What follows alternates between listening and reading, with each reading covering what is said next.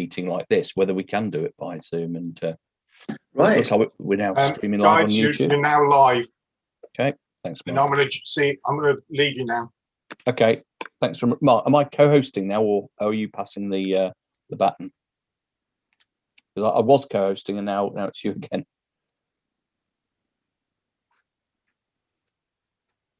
You're the host now. Great, yeah, could see that. Thanks very much. Okay. And we've got Terry in the waiting room, so I'll admit it.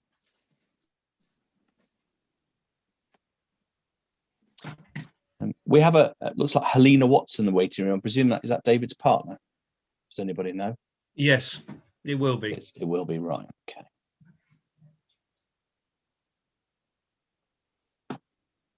David's partner's machine. I'll just give it a second.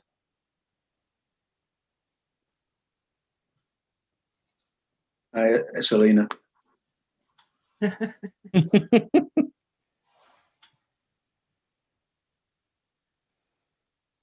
Right, good evening, everybody. What's the time? 7:30. Thanks very much for joining. Obviously, again, another extraordinary meeting on top of our normal workload and all the things we're doing outside. So thank you very much, everybody. And hopefully we can get through this as quickly as we can. Okay, so we are quorum, aren't we? We have 1, 2, 3, 4, 5, 6 councillors. Thank you. Great. Okay. To business. Item 1 is apologies and declarations of interest. Oh, hold on a minute. Oh, my picture's gone funny. Yeah, mine's shared. Yes, you seem to have. Somebody's shared already. Oh, sorry, it's me. I was just. You're so keen. Pictures up. I know. So keen. Pace yourself, Claire. Pace yourself. Taking over. Mute me, Mr. Christian. That's fine. Right. We'll just cut out. We'll cut out items 1 and 2 then. No, sorry. You didn't want anybody else here anyway, did you, Claire? That's fine. I didn't know you'd allowed it. So. Yeah, well, it's all liberal when I'm hosting. Do what you want. No, right, no. Okay, we're resumed. Okay, Anita, do we have any apologies? Yeah, apologies from David Rushton. Mark. Well, do I put Mark down as when he's missing the actual meeting? I think we should say apologies because Mark's not present, and also because if he was here, there would be a conflict of interest probably with one of the applications. So the best thing is to mark him as apologies. Okay. And John. And John had. Great, yeah. Thank you.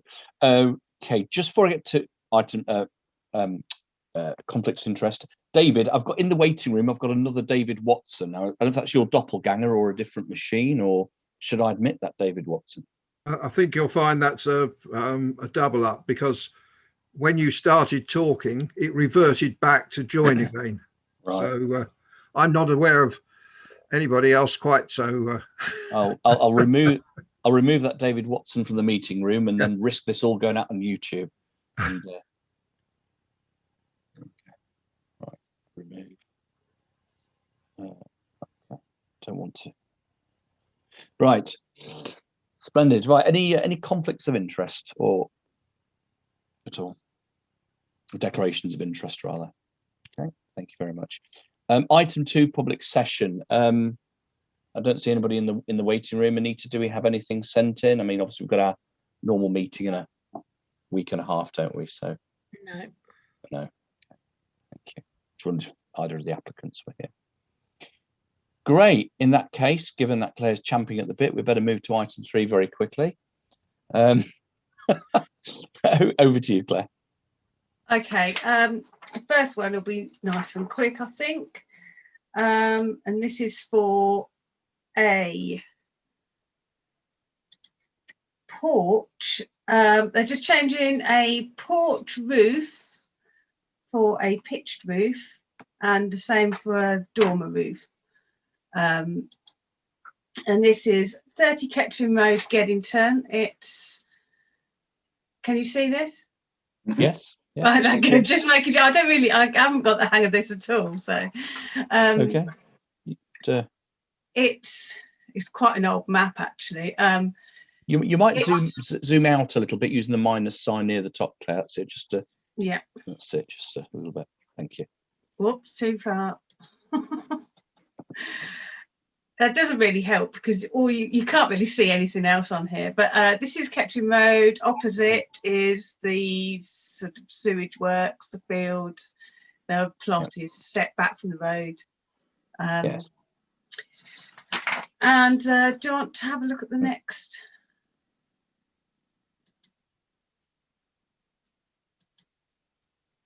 No, I can't. I told you I can't do this. If you were waiting for the answer, do we want to look at the next? Sorry, I should have come in. Yes, please. I'm having trouble with this share screen business. I'm pulling up what I want to. I think the first thing you do, Claire, is close down everything you don't want people to see. But don't worry. Oh, there's nothing on here. No, That's what you were thinking. Right, we're going to.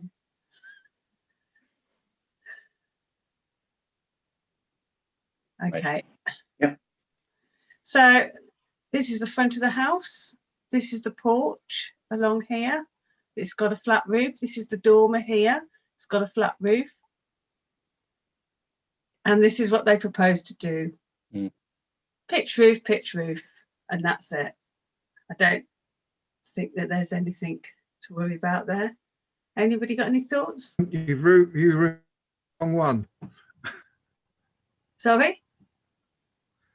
You broke up. Chairman David, removed the wrong David Watson. I can't see anything. I'll log said it out. was And all come right. Not back me in this again. time.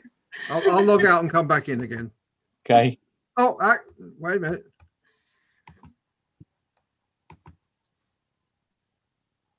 No, it's all right. I'm back with the original one. Okay.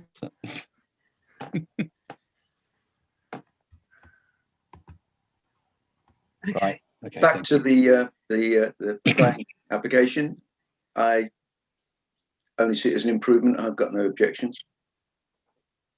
No, No, these are minor improvements, aren't they? it took me a while to picture it, but no, I think it fits. That those houses on that side of the Kettering Road at that stage, they're all very individual. There's no uniformity at that point with the They're houses either completely side. set back as well Yeah. from the road, so you don't see it from the road. Not that. No, I don't know what anybody else thinks, but I don't see any. Yeah, I can't see any concerns with it at all. No. Okay. Was there any other aspect of that, Claire, or not? Was it just that elevation? That was it. Those two improvements, and that's it. Wow. Okay. Okay. Do we want a proposal? I'll Peter? propose. Sorry. Sorry. Claire, I'm happy to second that. I propose we don't object. We really are putting the cart before the horse tonight. I assume Claire is proposing, and Peter is seconding. I or think, David, or or both Davids, right? So, and David, you've only got one vote. So, all those in favour of that, we have no objection to that proposal. Yep. Splendid, thank you. Okay, let's move on to the next one. I think we should. Which is One Chase Hill. Now, this is the old police house along Chase Hill. Just wait for it to load up. We had an application for here, didn't we, about 6 to 9 months ago, or maybe even a year ago, didn't we? Yes, we did. And actually, this is now the 4th application in the last 10 years on this house. And all of them have been really, really similar. All have been refused. Another one had an appeal, which was dismissed. So that's 2 appeal dismissals on this site. So you can see it just here. Mm-hmm. I'm not sure whether the boundary does go to the path just there because it doesn't show it on another picture, but they've also built another property in the bottom of the garden, which is accessed by this lane along the side of the house. So it's very visible as you come up come off Queen Eleanor Road. You see the police house. It's 1920s, 1930s house. So let's have another look. a bit closer.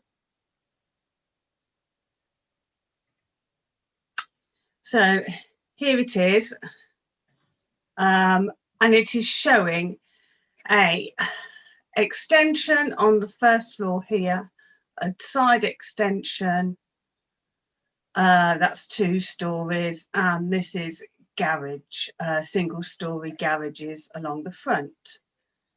Let's go to the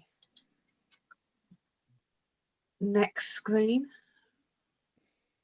Okay, so this is as it exists now. Yes.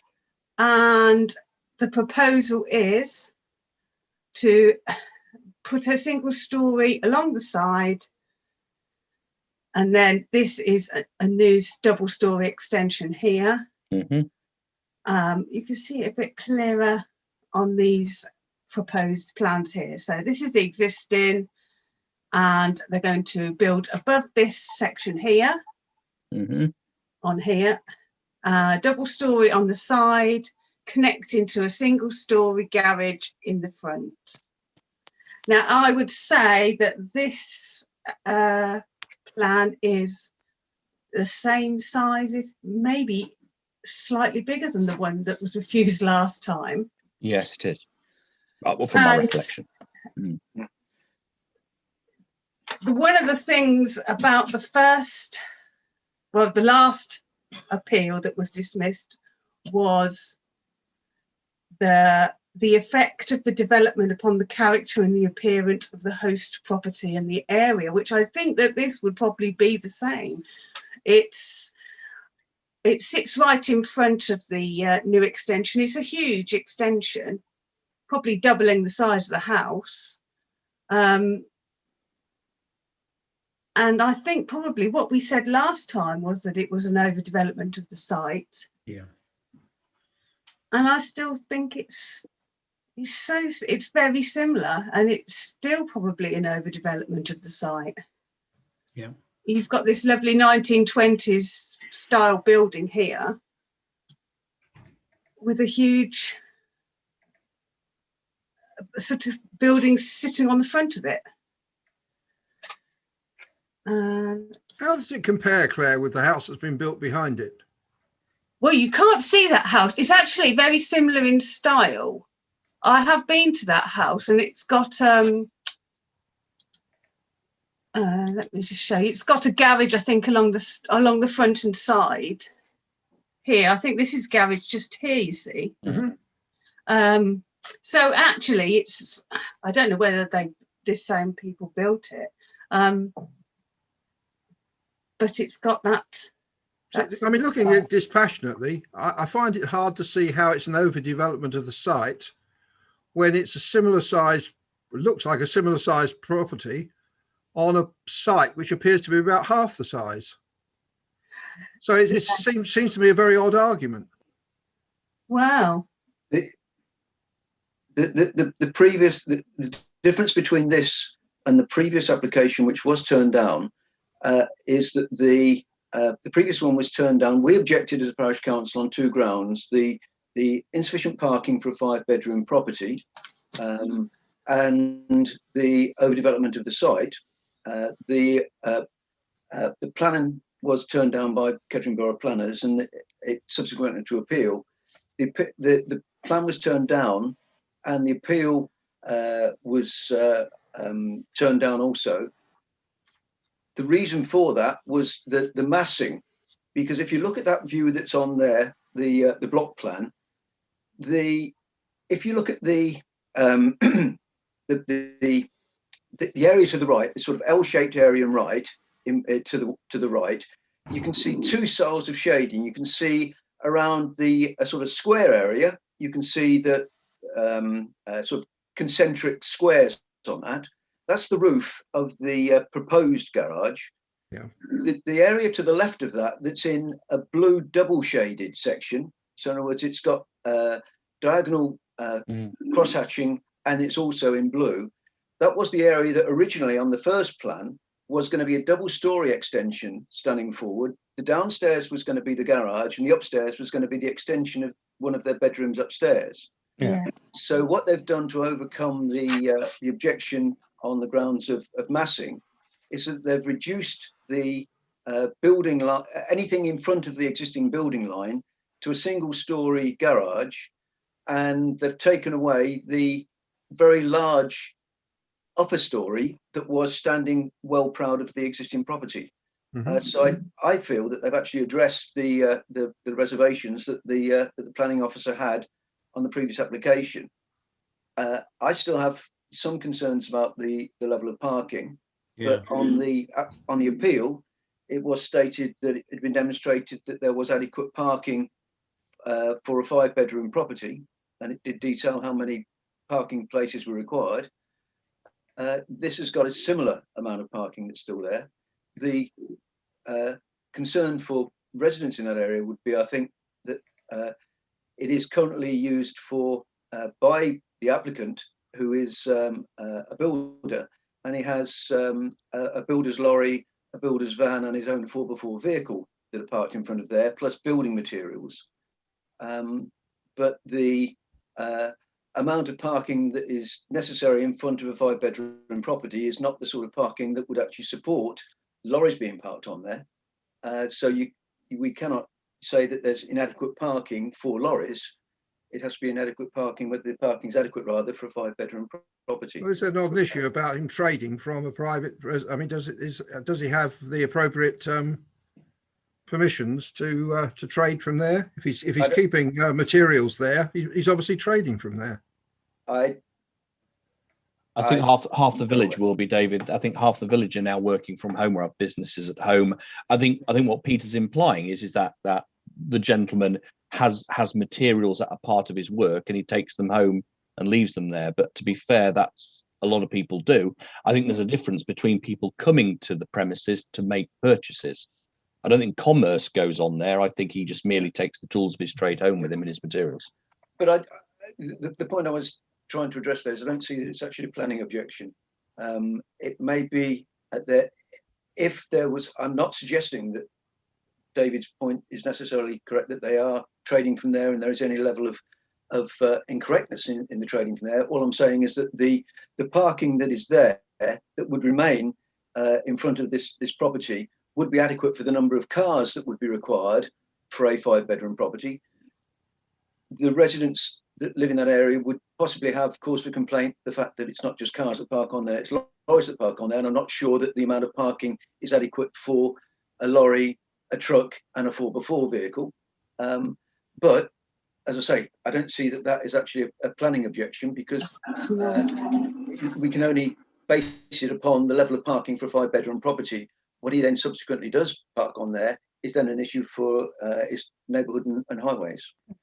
But from a point of view of the modification to the original application, which the planners did say was essentially exactly the same as the previous application, so the last two have been very, very similar. This latest one is different, and I believe that the reduction in massing, I believe I went there and looked at the impact of that front elevation, and I believe actually it would enhance the property. As an aside on the user, I bet I'd be pretty certain that there's a covenant there not to use it for business purposes, but that's a separate matter to planning, and that would be a matter for whoever wanted to enforce it. But I'm concerned about the parking. I'm surprised that the council are satisfied, the planning officer satisfied that there is adequate parking facilities there, but it doesn't seem to me as though there's adequate parking, and heaven knows the problems Geddington have with parking at the moment, and this is possibly going to add to it. But again, if the planning is happy with it, I don't suppose that's going to stand up. But I agree, Terry. But again, and this is where our local knowledge is paramount. My recollection is, and if Peter, if you've been there recently, you may correct me, Chase Hill is devoid of footpaths. Yeah. Therefore, and which is actually quite important, which means you can't effectively park on the road without blocking the road. people can't park on the road on Chase Hill, and therefore parking is actually quite important there, that people do park off road. It's a little bit like where I live on West Street or other places. It is inconceivable you can park on the road. Outside me, there's double yellow lines preventing it. Yeah. On Chase Hill, there isn't. So that's actually quite a good local consideration there. The comment that was made on the previous application, and Claire's quite right. This is a double garage, and it stands further forward of the property than the single garage with the bedroom above did. But the planning officer said for a 5-bedroom dwelling, the local highway authority would require 3 parking places plus a visitor space. The submitted drawings indicate there would be enough space to the front of the dwelling to accommodate up to 4 parking spaces. I say that was the previous application. Yeah. But what it did object to was that the extension, by virtue of its siting, massing and design, would be an incongruous development. And the planning appeal, the judgment of the planning appeal was that I acknowledged there would be adequate parking to the front of the dwelling. However, this would not outweigh the harm I've identified in relation to character and appearance. As such, I find that the proposed development would harm the character and appearance of the host property and the area. And that was because it was, as I say, this double-storey, large extension standing forward of the property. Now that the bedroom is essentially, it's picking up the existing building line, and the only thing in front of that is the single-storey garage. I think that the planning officer will be minded to approve it, because it no longer is significantly, from a street view, overmassing the existing property. It's putting a balancing bay to the right of the entrance. So what we're seeing is that you could actually cram 6 cars onto that, and certainly you could put 3 with ease if you include the garage, and then without any needing to bang into the other ones or any needing to be moved. In Northamptonshire highways, it does say that they don't recognise in developments a garage as being parking spaces. Okay. Because so many garages.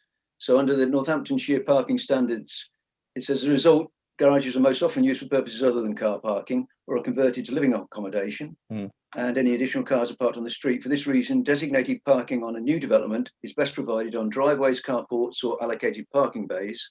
Therefore, garages are not included as designated parking within developments. So I believe that they would need to demonstrate they have 4 parking bays over and above the garage. Okay. But arguably, it looks like they do. It looks like they have 4. Or you could fit 4 vehicles there for that. 4 normal sized cars, I believe, yes. Yeah.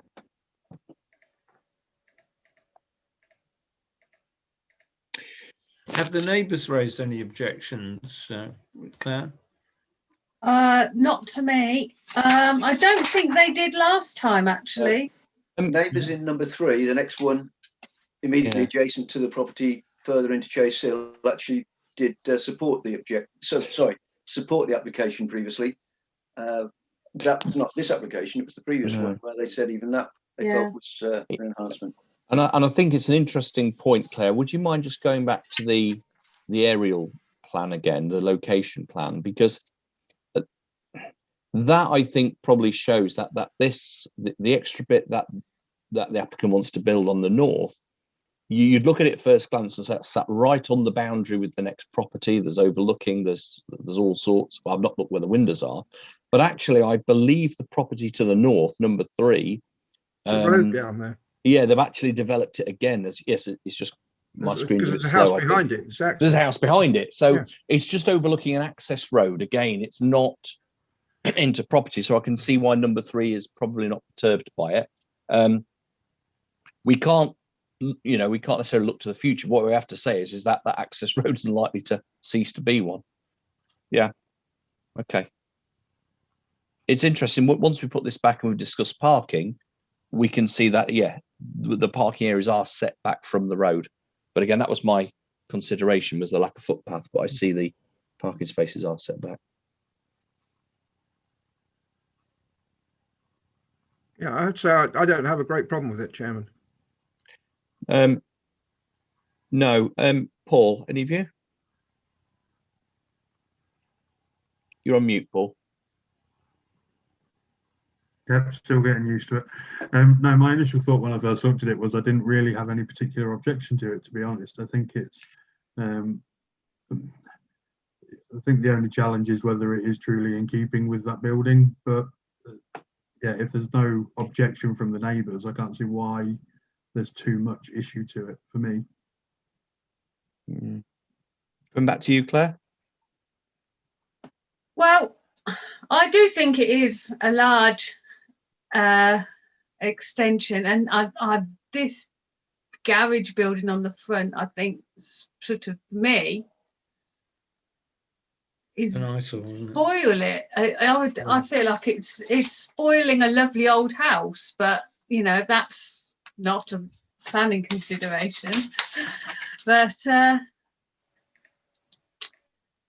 You can, of course, still see the old house from the.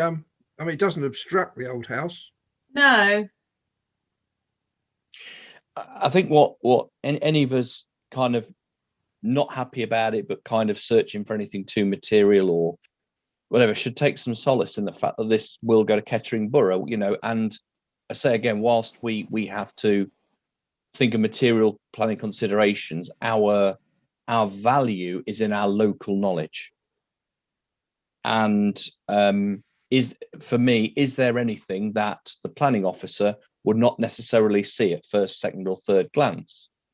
And I think this application does speak for itself. I don't think there's anything that they need to consider, particularly. Although, like I say, I did highlight that lack of footpath, which is important. But again, there are parking spaces off and away from that bit of road. If there wasn't, or it was 50-50, I think we might be minded to be concerned. So, Peter, sorry, we kind of moved about. What's your final thought on this? I personally see that they, I mean, as Claire said, they have been putting planning applications for a very similar style of extension for the last 12, 15 years, whatever it is. It is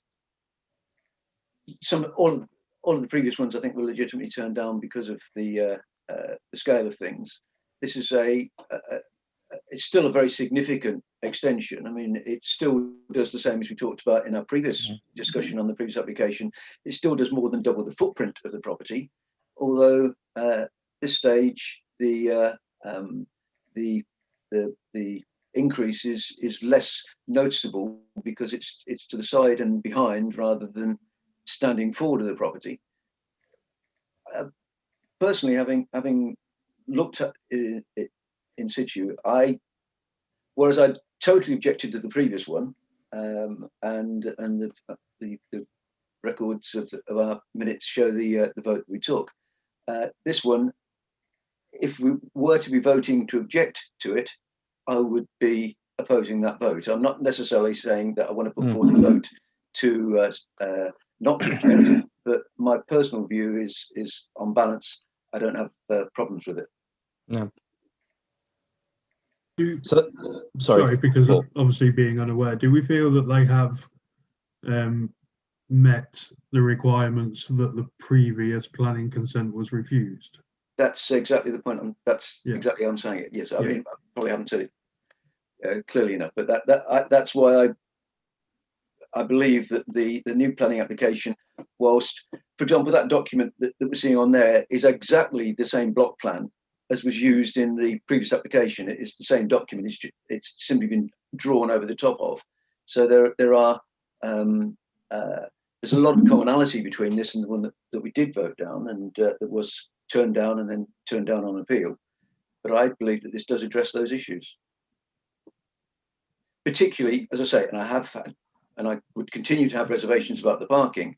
However, the planning officer said that a 5-bedroom property requires 3 plus 1 for a visitor. So you need to have park 4 vehicles, and 4 normal sized cars, I think, would park on there end on end.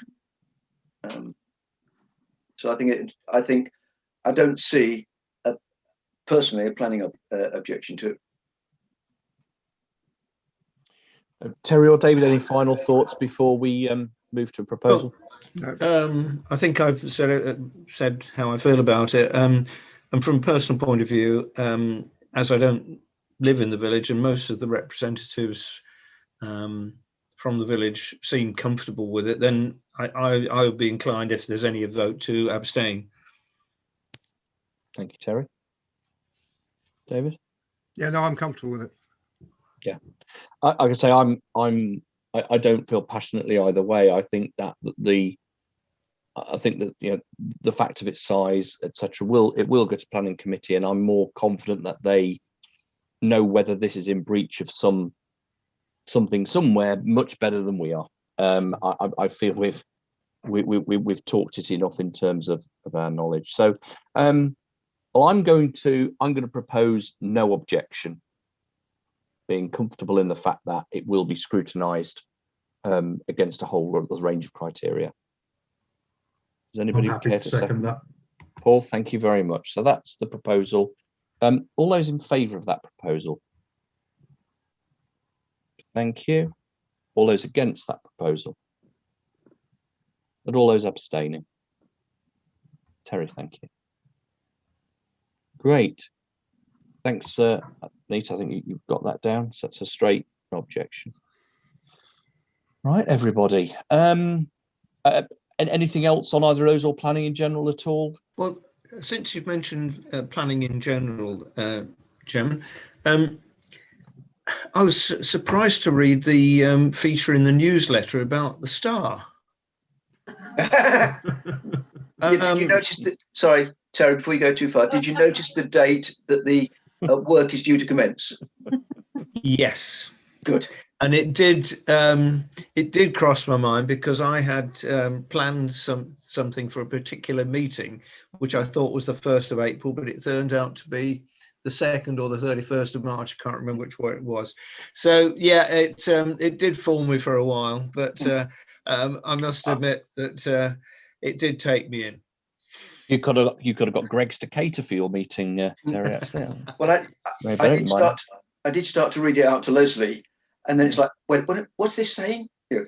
And then as I was reading it out to her, I thought, no, not 30 shops, including a Primark. Exactly, 30 shops. And this won't affect the car parking or something like that. Yeah.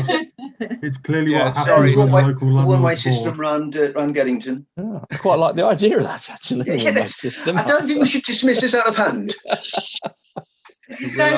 We're laughing now. Oh dear. Bit of a shock. Right. Well, item 4, any other business? Okay. Splendid. All right. Look, everybody, again, thank you very much for giving of your time this evening. It is really much appreciated. Again, these applications always seem to land at the wrong time, don't they, for us to consider them in the main meeting, but hope that's released a bit of time for when we meet next. So thank you again for your time, everybody. Much appreciated. Thank you. Right. Thank you, Chairman. Great. Okay, Good evening, good night. everybody.